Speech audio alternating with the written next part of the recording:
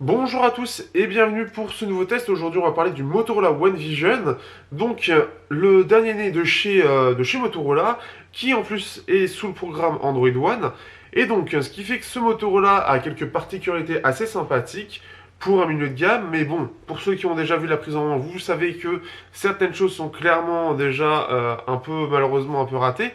Mais on va en parler. Je remercie bien sûr le Café du Geek qui m'a proposé le smartphone en test, qui me permet de tester un téléphone que pour le coup j'aurais pas personnellement directement testé, mais qui permet de voir un petit peu les avancées de Motorola sur le marché, ayant connu notamment les Moto Z, qui étaient des motos intéressants. Mais là on est sur vraiment une gamme différente et quelque chose de vraiment différent de la part de Motorola, puisque déjà on a droit à un écran qui est un écran de 21 neuvième, donc ce qui fait que c'est déjà assez intéressant parce que c'est un autre acteur qui s'y met.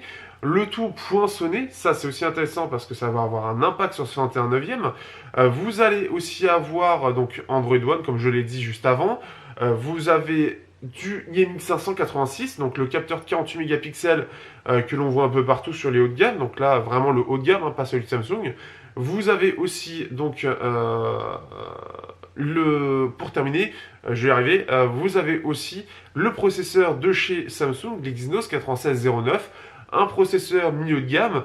Et là, par contre, c'est aussi assez étonnant puisqu'on se retrouve avec un smartphone en dehors de Meizu, qui était un peu déjà la particularité depuis très longtemps là-dessus, mais qui a abandonné l'idée, et en dehors de Samsung forcément, avec un processeur Exynos. Et ça, c'est intéressant. Est-ce que ça fait forcément la différence? On va le voir dans le test. Mais ce qui fait que pour ceux qui ont vu la prise en main déjà, vous avez une partie des réponses.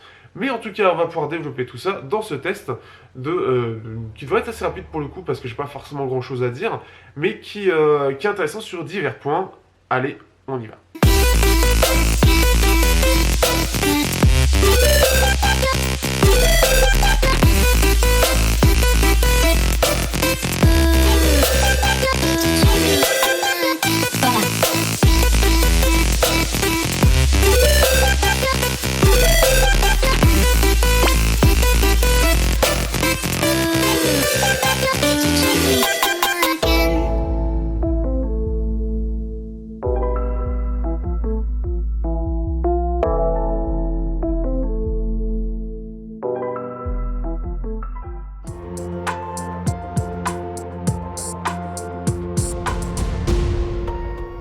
Au niveau du design, donc là on se retrouve avec un smartphone à l'écran 6.3 pouces en 21 neuvième.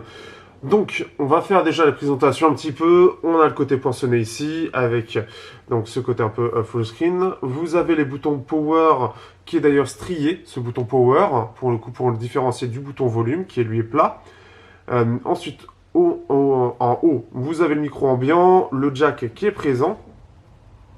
Sur le côté gauche, vous avez droit à donc le port SIM tout simplement. Donc soit dual SIM, soit SIM plus carte SD. En dessous, le port USB type C avec le haut-parleur, le micro principal. Au dos, vous avez droit donc au double capteur photo, le 48 mégapixels et le deuxième qui va aider pour le portrait, avec le flash dual tone, ainsi que donc le lecteur d'empreintes que l'on voit ici avec le M, la petite mention Android One en dessous.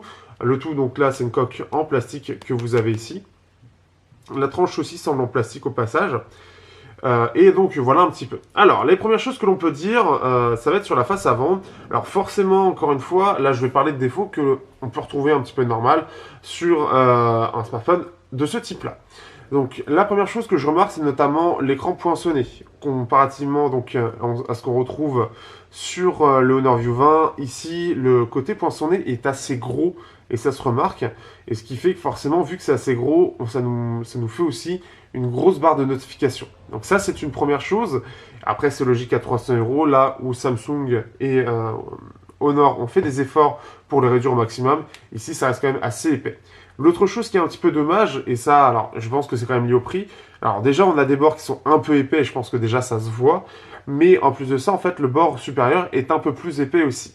Ce qui est un petit peu dommage en termes de qualité, parce que ça passe un petit peu moins bien. Hop. Sachant que le bord du bas est quand même un petit peu épais, mais encore une fois, c'est normal. À 300 €, c'est surtout que je commence à avoir l'habitude un petit peu de haut de gamme, mais bon, cette petite partie-là est un petit peu dommage. On le retrouve aussi sur le Wiko View 3 Pro, par exemple. Mais voilà, c'est juste côté esthétique. On a le petit haut-parleur en haut pour la partie téléphone, mais ça ne sert pas du tout pour le double haut-parleur. On a quand même la présence du jack qui est présent sur cet appareil. On a aussi cet effet 21 neuvième. Alors, personnellement, j'ai un peu du mal avec ce design parce que, ici par exemple, je trouve que le design du dos est plutôt bien travaillé et plutôt sympathique à regarder puisque on retrouve donc ce côté... alors déjà, on a un côté dégradé, c'est-à-dire on a du bleu très foncé au centre, presque noir, avec du bleu très clair sur les côtés. Il n'y a pas vraiment d'effet en fait, on va pas vraiment avoir d'effet par rapport à ça, mais ça fait un effet assez joli, et puis bon, alors après, selon l'angle, ça va plus ou moins ressortir, donc c'est assez sympathique. La petite chose, encore une fois, c'est normal, mais pour moi, d'autres smartphones moins chers, même chez Motorola, faisaient mieux. Après, c'est peut-être aussi que ce soit à cause du capteur, c'est ce double capteur justement que je trouve un petit peu, je sais pas, dans le design, ça fait un peu gros en fait. Je sais pas si vous voyez ce que je veux dire. Ce qui fait que c'est un peu étrange, mais il donne un effet un peu grossier sur le dessin en fait. Il ressort vachement. Et je sais pas, par exemple, en fait, le truc c'est que l'arrondi qu'il y a au-dessus n'est pas le même arrondi que l'arrondi de l'intérieur. Je sais pas si ça se voit bien. Ce qui donne déjà un effet assez étrange, un petit peu étiré et pas très design par rapport au capteur. Alors, est-ce que ça aurait pu être amélioré pour moi? Oui. Après, est-ce que le design de lui-même ne pouvait pas être fait comme ça? Je ne sais pas. Mais c'est un petit peu dommage. Là, pour moi, je pense que c'est clairement le type de design qui aurait pu être un petit peu amélioré pour que ça passe mieux. Ça nous précise aussi bien que c'est un capteur 48 mégapixels avec le pixel, etc. en version 1.7 et stabilisé. Vous avez aussi le capteur d'empreinte. Alors, petite chose sympathique. Alors, j'ai pas eu les autres dernières motos, mais en tout cas, ce qui est bien, c'est que là où les motos Moto X avaient ce petit système-là, où on avait un creux avec le M dedans, et puis bah, on trouvait ça dommage qu'il n'y ait pas un lecteur d'empreinte à la place. Ici, ce qu'il y a de bien, c'est que c'est bien. Donc, on a le lecteur d'empreinte avec donc, le moteur là-dedans. C'est assez joli, c'est assez agréable. Globalement, le design est plutôt sympa, mais en fait, le côté 21 neuvième me dérange, et me dérange encore plus quand il n'est pas exploité, et ça on verra ça dans la partie surcouche. Et bah, le fait aussi que ça fasse un côté un peu trop étiré sur le design. Après, c'est vraiment personnel, à vous de voir, ça peut vous plaire, mais pour moi, non. Il y a aussi le fait qu'il y a beaucoup de traces de doigts, mais sinon, par ça, il est plutôt bien ajusté, il est plutôt bien conçu, mais on sent ce côté un petit peu arrondi de partout. Je sais pas comment expliquer ça, mais on sent que là, ça fait un peu gros, là, ça fait un peu gros. Dans la prise en main, on a un côté très arrondi qui fait un peu épais aussi, parce que le smartphone est un peu épais. C'est assez particulier, donc à voir selon vous en fait, mais voilà, je le trouve juste un petit peu pâteau de partout. Le Wiko View 3 Pro en termes de design, je le trouvais un petit peu plus sympathique en main, un petit peu plus premium par exemple. Donc après, est-ce que c'est le 21 e qui a fait que ça a créé ce côté un petit peu plus cheap? C'est possible.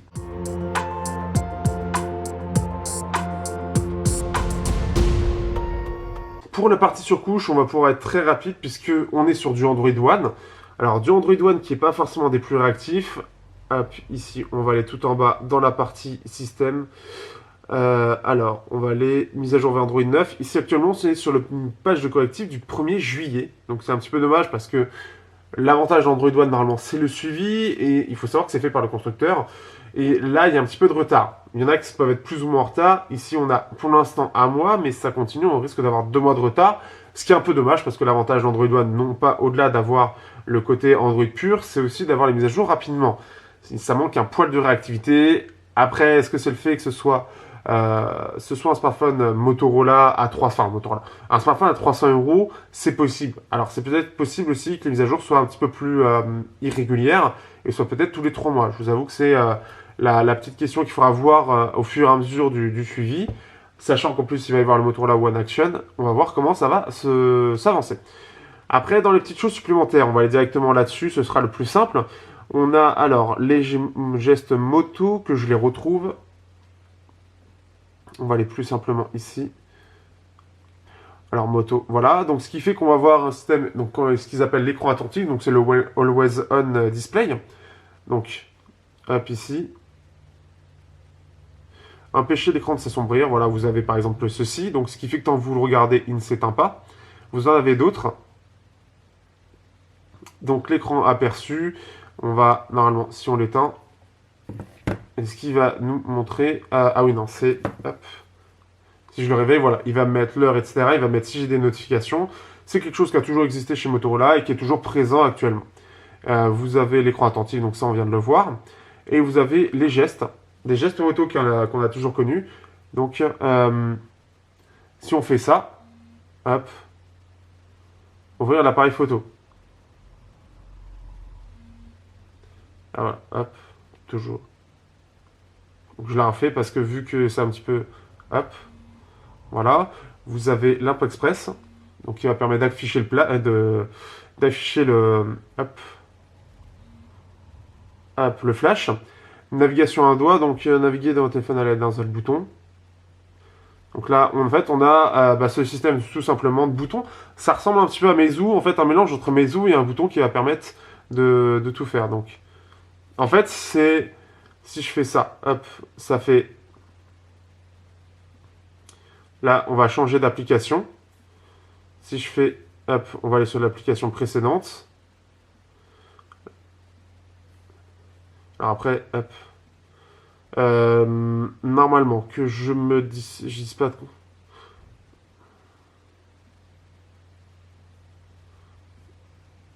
Alors, c'est ça. Il me manque une dernière chose. Hop, geste moto. Normalement, ils mettent.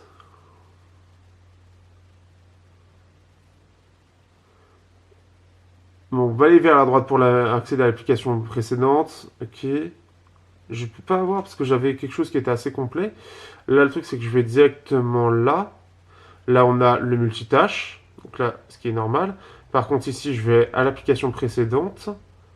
Ah voilà. Donc, ce qui fait que si je vais aller vers la droite, je vais à l'application précédente. Et si je vais aller vers la gauche, j'ai le retour. Donc ça, c'est la petite chose sympathique qui peut faire le tout à un seul doigt. Ce qui reprend un petit peu un système en termes de vision côté Meizu et qui donne une alternative à ce système où on cherche justement à avoir une navigation toujours plus simple avec des gestes. Celle-ci est plutôt intéressante, j'aime plutôt. Après bon là, je l'utilise pas parce que je préfère pour le coup quand même les boutons Android. À part celui de Meizu, je préfère vraiment le reste. Mais ce qui fait que c'est intéressant. Et donc ça, hop.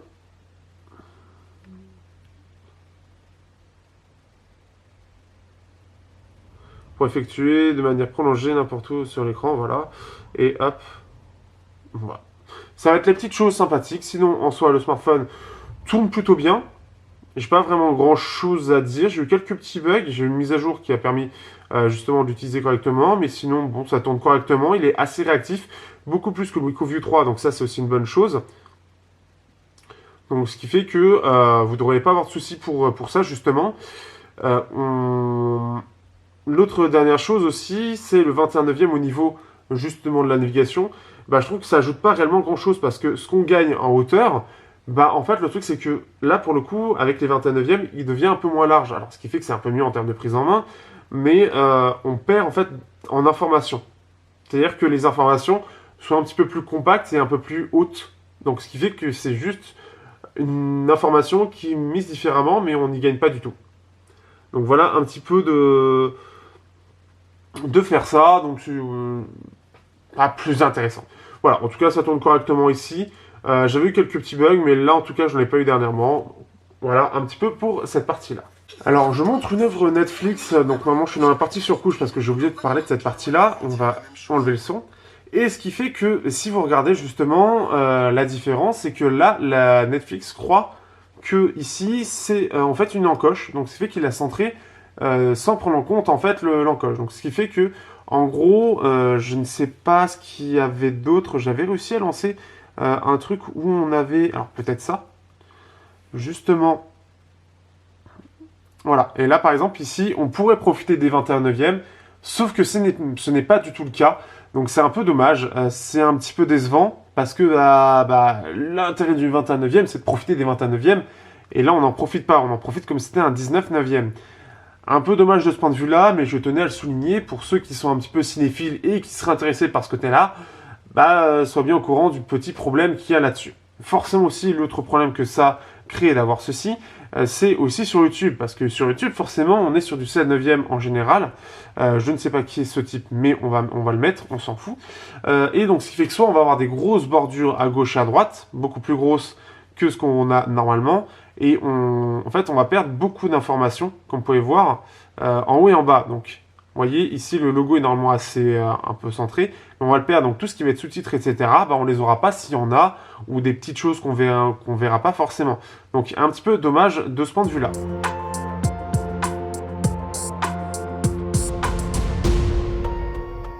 Pour l'écran en lui-même, on se retrouve donc avec un écran IPS de 6.3 pouces en 21/9. Alors, c'est un écran qui, en plus de ça, normalement, chez Motorola, dans la partie affichage, on va pouvoir, ici, hop, les couleurs, on va pouvoir choisir les couleurs, donc soit les couleurs naturelles, contrastées ou saturées, et clairement, on voit la différence entre contrasté et saturé, c'est très très différent. Et entre contrasté, on a et couleurs naturelles, déjà on voit un petit peu la différence. Donc c'est vraiment juste plusieurs niveaux de saturation, tout simplement. Ce qui fait que l'écran en soi est plutôt bon, je l'ai trouvé au niveau des couleurs et ça, il est vraiment pas mal, il propose des belles couleurs, il propose quelque chose qui est agréable aux yeux et qui, justement avec les couleurs naturelles, permet d'avoir des couleurs qui, justement, sont pas boostées et en plus de ça, qui ne sont pas trop ternes. En général, c'est ce qu'on a comme peur, mais ça s'améliore de ce point de vue-là. Et si on a un affichage qui est joli à regarder et qui... j'ai pas grand-chose à dire là-dessus. Le contraste est plutôt bon, au niveau, hop, ici... de l'angle, on est bon aussi. Et la dernière chose, mais pour ça, il faut que j'enlève l'adaptation de luminosité, sinon je pourrais pas montrer ça facilement. L'adaptation, hop. Et donc, ce qui fait que ça donne ça. Donc, au maximum, c'est plutôt comment dire, pas mal. Mais par contre, au minimum, on voit encore pas mal l'écran. Là, vous même encore le devinez, alors qu'en temps normal, vous devriez pas. Donc, ce qui fait que c'est un petit peu, hop, un petit peu dommage de ce point de vue-là. Vous avez l'éclairage nocturne qui est présent aussi, donc hop, on va par exemple l'activer maintenant, et qui va permettre de gérer en fait tout simplement la lumière bleue. Donc sachant que le planning ça va être soit à partir d'une certaine heure, soit actif toute la nuit. Donc là en fait c'est simplement en fait quelque chose qui va être automatisé. Et donc ça va permettre de plus ou moins reposer vos yeux, ce qui est assez bien et assez plutôt une bonne chose, notamment lorsque l'éclairage est faible, pour améliorer le fait de s'endormir. Bon, c'est le blabla habituel, donc pas de souci de ce point de vue-là. Ce qui fait que pas grand chose à dire sur l'écran, il est plutôt bon, il est correct et il est complet, ce qui est bien, c'est qu'on a même le système justement pour la lumière bleue.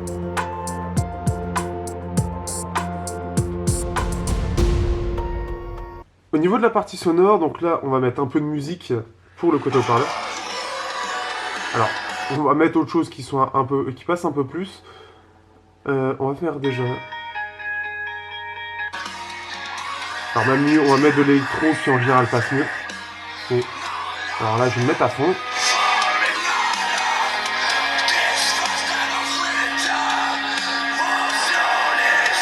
On va mettre plutôt ça. Allez.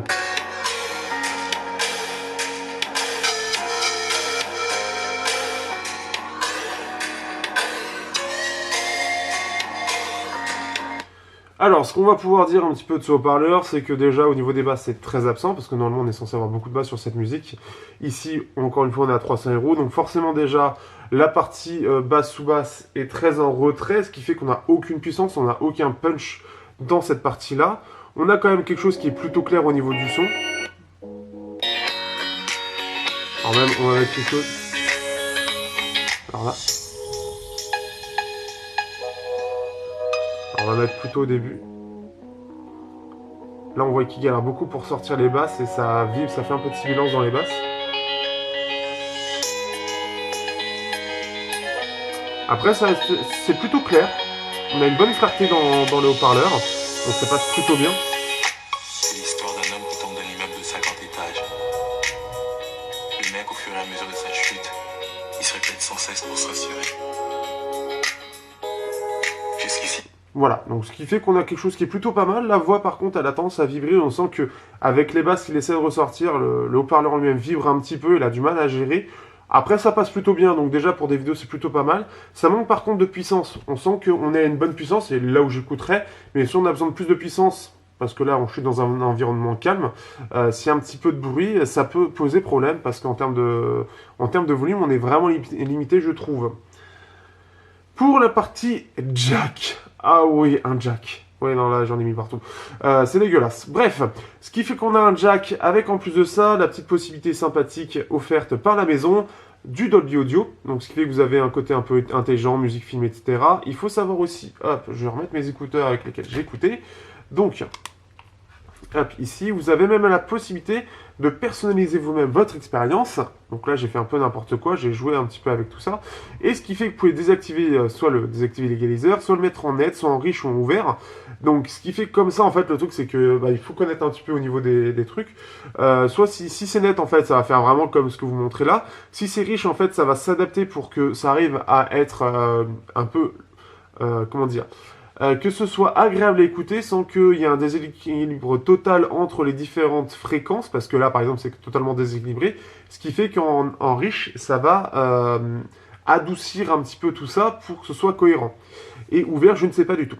Vous avez le virtualiseur surround qui va en gros vachement ressortir certaines fréquences et qui va augmenter la scène, mais au prix d'un côté totalement artificiel. Donc ça ne sert pas à grand chose.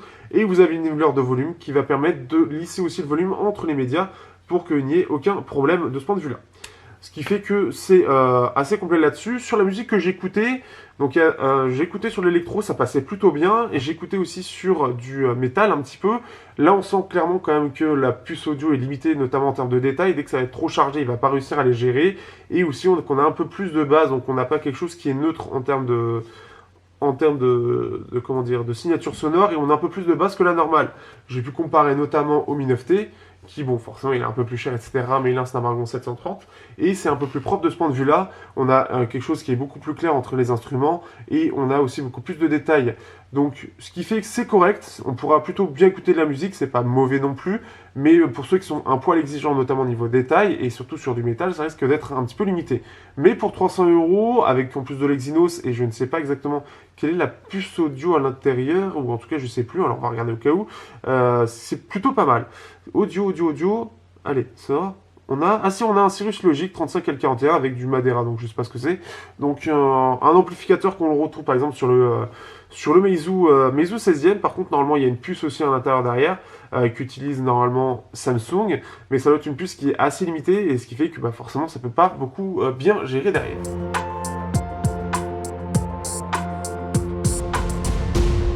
Pour la partie photo, donc on va montrer rapidement l'application photo. Alors avant ça, il faut savoir que j'ai fait une grosse erreur lors de ma prise en main, et j'étais sûr de ça, mais en fait non, ce n'est pas du tout le cas. Le capteur auto, donc on a un capteur de 48 mégapixels et un deuxième capteur pour le mode portrait. On a un 48 mégapixels qui n'en est pas vraiment un, puisque j'ai cru que c'était le MX586, je ne sais pas pourquoi je me suis mis ça en tête.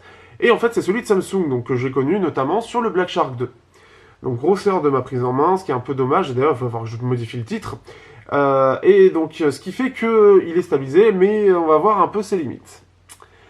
Donc l'application photo, on est sur l'application photo de Motorola, donc ce qui fait qu'on va voir l'HDR en haut, on peut gérer, le flash, le timer, le motion si vous voulez faire une petite animation avant la photo, le mode pro qui est ici, donc mode manuel, où on va pouvoir gérer tous les paramètres, le mode vidéo en 4K 30 fps si vous êtes intéressé, et donc après vous avez le mode portrait, un petit découpage, donc si vous voulez prendre la photo et faire la mise au point après, le filtre de couleur qui va vous permettre en fait de prendre une photo, donc vous choisissez une couleur, et donc vous pouvez prendre la photo, il y aura juste la couleur, donc en gros la couleur que vous touchez sur l'image, qui va rester en dehors. Bon, en cas pratique, parce que j'explique mal, vous voyez ici en fait, donc là vous avez un carré bleu, donc, qui correspond hop, ici, qui correspond en fait à une boîte, et en fait quand on va appuyer sur le carton, ça va enregistrer que c'est cette couleur là que je veux garder, tout le reste va être en noir et blanc.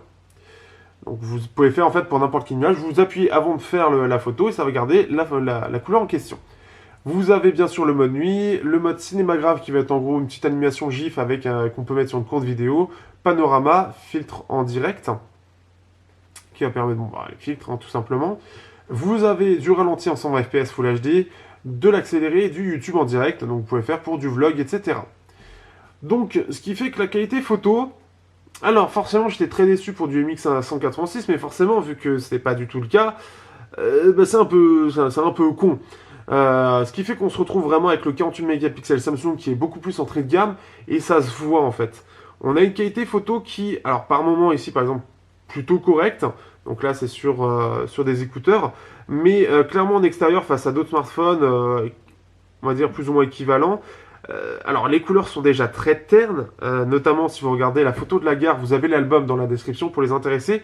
Vous avez la photo de la gare qui, par exemple, pour le coup, manque réellement de couleurs, mais aussi réellement beaucoup de détails. C'est très très loin de ce qu'on peut faire à l'heure actuelle et qu'un smartphone à 300 euros devrait pouvoir faire. Donc c'est un petit peu particulier, donc c'est un petit peu dommage. On peut avoir parfois des détails qui sont plutôt corrects, mais globalement les images restent assez limitées. Je vous avoue avoir fait assez peu de photos avec, parce que clairement les détails des photos étaient vraiment moyennes. Les couleurs aussi ne sont pas très très belle à regarder, ce qui fait qu'on est sur globalement un capteur qui est assez moyen. Donc déjà de jour c'est pas génial. Par contre le mode nuit est plutôt sympathique. Il est bon, c'est artificiel, mais il se débrouille plutôt bien. Euh, mais on a une dynamique qui est moyenne, qui est correcte. Mais clairement en termes de détails, on sent vraiment que ça manque. Et par moments, j'ai fait vraiment des photos où le détail manque réellement et on sent que ça manque réellement de finesse. Alors, en comparaison avec ce que je connais, notamment le Wiko View 3 Pro, euh, ça montre autant ses limites. Par rapport au Black Shark 2, pareil, on a le même problème que le Black Shark 2, avec vraiment ce côté très très limité en termes de détails, qui fait que, bon, j'en ai pas fait beaucoup, parce que, clairement, en termes de détails, c'était assez moyen. On sent qu'il y a un gros post-process pour essayer de ressortir un maximum de détails, mais en soi, le capteur est vraiment pas terrible là-dessus. Ce qui fait que, comparativement à un Xiaomi Mi 9 SE, qui va se retrouver à peu près au même prix aujourd'hui, voire un petit peu plus cher, le Mi 9 SE fait clairement des photos qui sont beaucoup plus jolies déjà en termes de couleurs, mais aussi en termes de détails, en termes de rendu. Ici, j'ai vraiment pas été convaincu, j'ai pas fait beaucoup de photos, donc ça, c'est une première chose. Pour la vidéo, je sais même pas si j'en ai fait en réalité. Pour la vidéo, après, de toute façon, je vous le mettrai dans l'album. Il faut que je pense à en faire une. Après, c'est stabilisé. On va regarder rapidement dans l'application. Hop, ici. Donc là, c'est plutôt stabilisé. Il faut voir vraiment par contre la qualité. Mais ça se défend plutôt bien. Ça met un petit peu de temps par contre donc, à faire la mise au point, mais ça s'en sort bien. Hop, ici.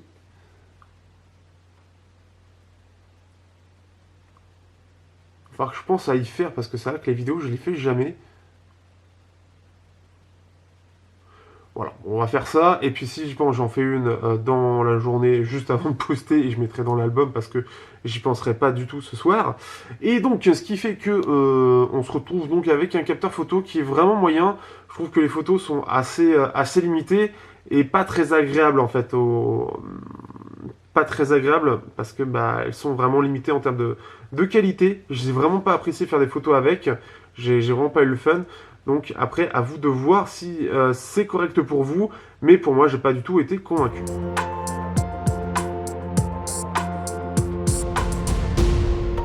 Au niveau de l'autonomie, on est sur une batterie de 3500 mAh, on a de la charge rapide, et ce qui fait que, en termes d'autonomie, alors, pendant l'utilisation, j'étais un peu touché par les problèmes de Google Service, mais pour autant, j'ai pas eu une grosse autonomie, puisque par rapport à ce que j'ai fait en termes d'autonomie, j'étais aux alentours en 4G des 6 heures écran allumé.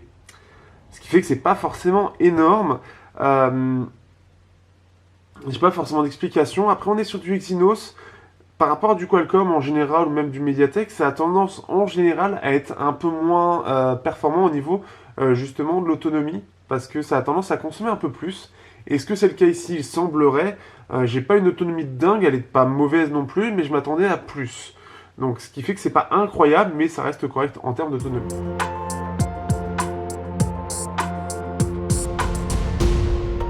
Au niveau du processeur, donc on est sur un Exynos 9609 que l'on retrouve aussi sur le Galaxy A50.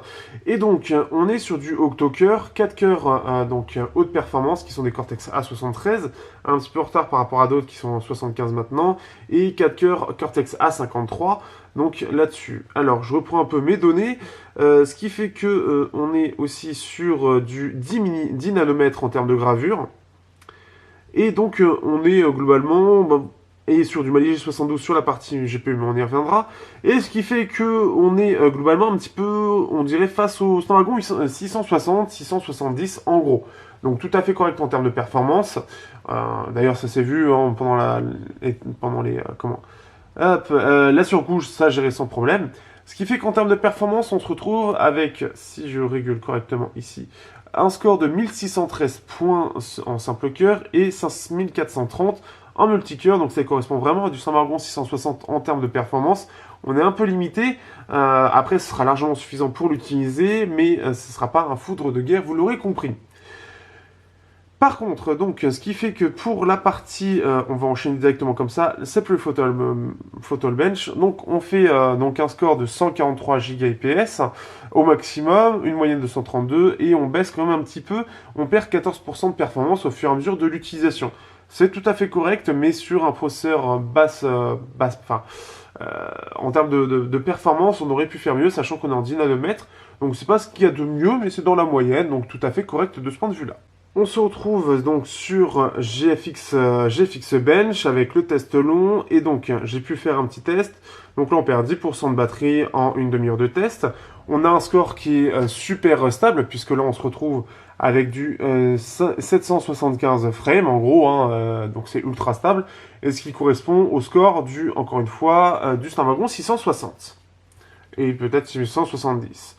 Il y en a tellement maintenant, ce qui fait qu'on est dans la bonne moyenne de ce point de vue-là. Hop, ici, on fait un score pour la partie autonomie de 261 minutes, ce qui est pas mal, sans être non plus incroyable. On est dans la bonne moyenne, donc la Mi 4C, HTC Uplay, alors HTC, bon, on parle pas de cette marque-là aujourd'hui. Voyons voir ce qu'on retrouve de récent là-dedans, parce que bon, c'est toujours compliqué ici.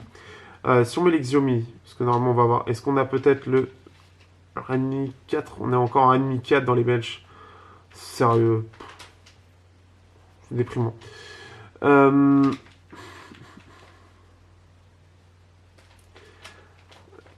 Face au Xiaomi Mi 6, on fait un petit peu mieux. Face au... Alors, une Mi Note 3, ça commence à être vieux. Mi Note 3, qui a justement le Snapdragon 660 et 3500 mAh de batterie, on fait un petit peu moins bien. On fait un petit peu moins bien. Et si on compare ici, en termes de score face, allez, le Mi Note 3, on fait aussi un peu moins en termes de performance. On a aussi un écran qui a un peu plus de pixels à afficher, ce qui peut enlever un petit peu par rapport à ça. Donc ce qui fait que c'est tout à fait correct. On est face à un 660, à 300 €, c'est plutôt logique.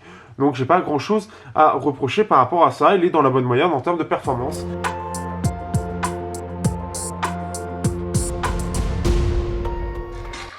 On se retrouve, hop, alors je vais descendre un petit peu le son. On se retrouve donc sur, vous l'aurez compris, PUBG pour la partie jeu. Et donc, on va faire en sorte que la partie soit pas trop ennuyeuse. Ici, on utilise bien le 21/9 d'ailleurs au passage. À savoir que par contre, il faut que je refasse une partie de la vidéo au moment où je tourne là. Pour la partie justement surcouche, pour parler de ça justement. Parce que le problème, c'est que là, j'en parle pas trop, mais j'en parlais, donc vous aurez 2 fois la même chose. Sur Netflix, ça prend en compte comme si nous n'avions pas le... Hop, alors on doit aller où? C'est bon, je suis dans la zone. On va voir si je trouve du monde. En fait, en gros, ça prend en compte comme s'il y avait une encoche complète, et ce qui fait que ça cache cette partie-là. Ce qui fait qu'on ne profite pas du tout du truc, sachant que c'est quand même en plein écran, donc c'est très étrange, et que malheureusement, c'est pas terrible. Là, il faut savoir que je suis actuellement, donc on est sur mes G72 MP3, je crois pas l'avoir dit dans la partie bench, et ce qui fait que on est là en HDR et ultra en termes de graphisme. Ah, il y a un mec qui me tire dessus.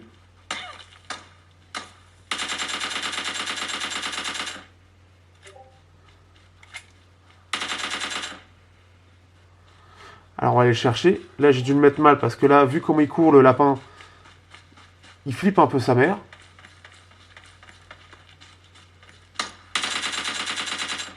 bah, il est nul. Voilà. Donc là, il est simplement nul. Je vais récupérer rapidement son stuff. Et donc, ce qui fait que là, on utilise bien le 21e. Alors, donc, ce qui fait qu'on a normalement un petit peu plus de visionnage gauche-droite. Mais après, bon, c'est comme tous les jeux, forcément. Voilà, c'est juste un arbre.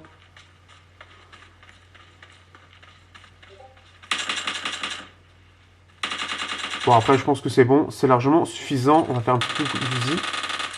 Voilà. Et c'est bon, on peut passer à la conclusion.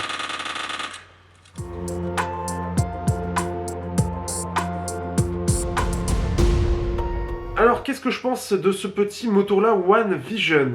Alors, avant de bien débuter cette conclusion, je tiens à dire qu'au moment où je tourne ce test, il y a le Motorola One Action qui est mis en place, en fait, qui commence à être mis en avant, avec une troisième caméra pour le très grand angle, qui va permettre aussi d'avoir un côté, avec sa stabilisation, d'avoir un côté très justement caméra action, donc type GoPro.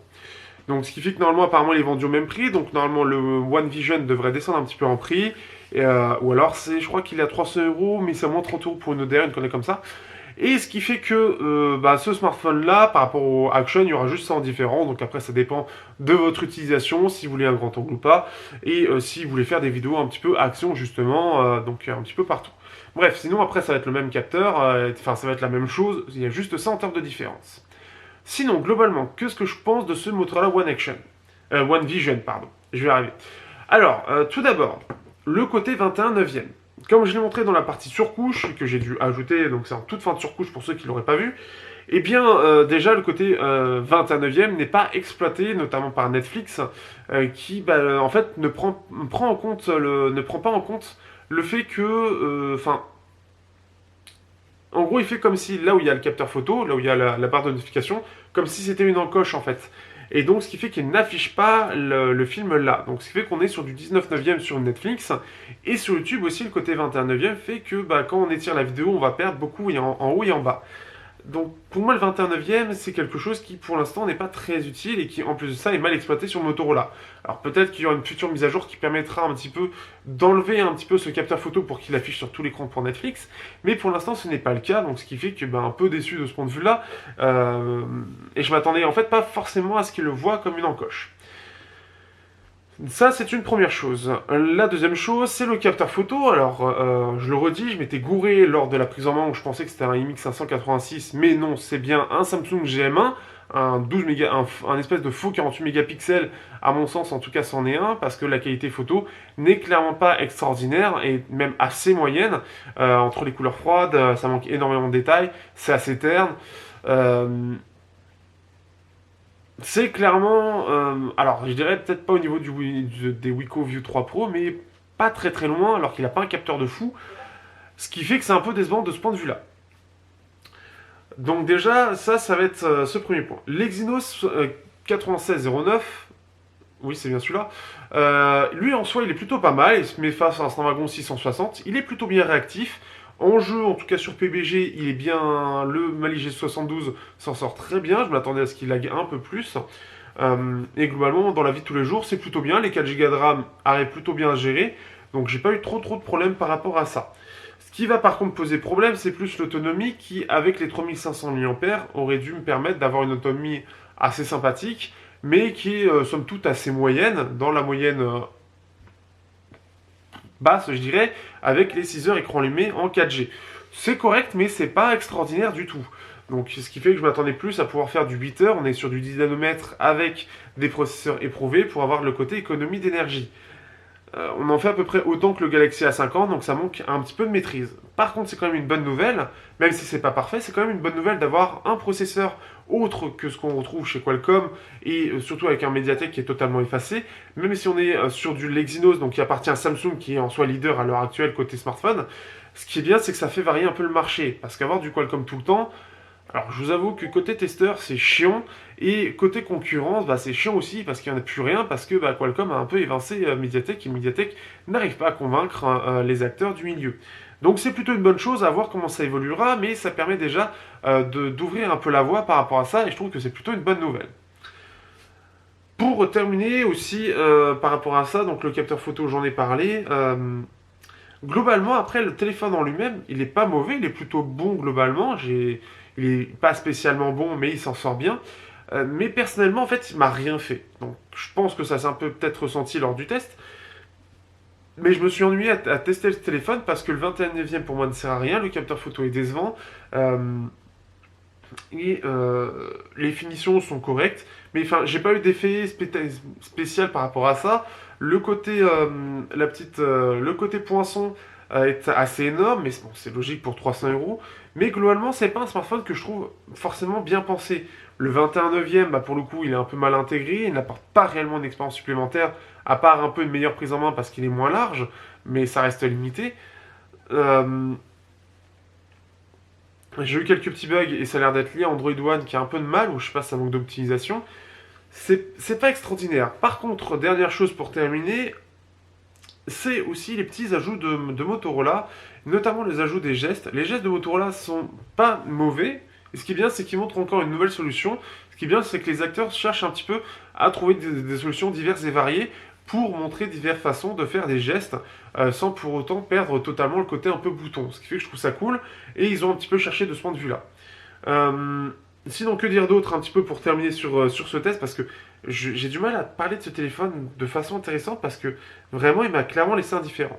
Dernièrement, le design, voilà, on va parler du design parce que c'est vrai qu'il y avait aussi ça. Le design, bah, le côté allongé déjà me pose problème, mais pourtant il est recherché. Je trouve que j'aime bien la petite recherche qu'ils ont fait au dos qui est assez jolie, le côté bleu, etc. Par contre, ce qui est dommage, c'est la partie caméra, le design de la caméra qui a été un peu bâclé à mon sens et qui manque un petit peu de quelque chose, un petit peu plus de finesse ou de un design qui le rend un petit peu moins j'ai pas le mot exact, mais il fait un peu bouffi en fait, voilà. Il fait un peu bouffi, et ce qui fait que ça aurait été bien d'avoir un design qui aurait été un petit peu plus joli visuellement, parce que là, ça le fait pas trop, je trouve. Ah oui, j'ai oublié deux petites choses aussi quand même, parce qu'il faut quand même le noter, pour pas être trop mauvaise langue par rapport à ce téléphone. C'est que déjà, il a un jack, parce que bon, aujourd'hui, ça disparaît d'un peu de partout. Sur les milieux de gamme, ça y est encore, mais pour combien de temps? C'est un peu la question. Il a un jack qui n'est pas mauvais en plus de ça, il a du Dolby qui permet d'améliorer un petit peu l'expérience aussi, mais il a un jack de qualité, de bonne qualité, correct, il est tout à fait correct, il est tout à fait exploitable, donc ça c'est une bonne chose, et on a encore de la micro SD pour pouvoir étendre le stockage, sachant qu'on est déjà à 128, c'est plutôt bien, c'est plutôt pas mal. Ce qui fait que j'espère que vous aurez apprécié ce test. Je remercie le Café du Geek de m'avoir fourni le téléphone, et merci de votre soutien divers et variés sur Utip pour tout ce qui est pub, etc., sur Tipeee aussi. Donc c'est toujours sympa d'avoir votre aide par rapport à tout ça. Et je vous dis, je perds mes mots, je suis fatigué, je suis désolé. Ce qui fait que merci à vous tous, merci aux tipeurs qui s'affichent toujours en fin de vidéo des tests complets. Merci d'être toujours aussi présents. Et je vous dis à bientôt pour un prochain test sur Technoid.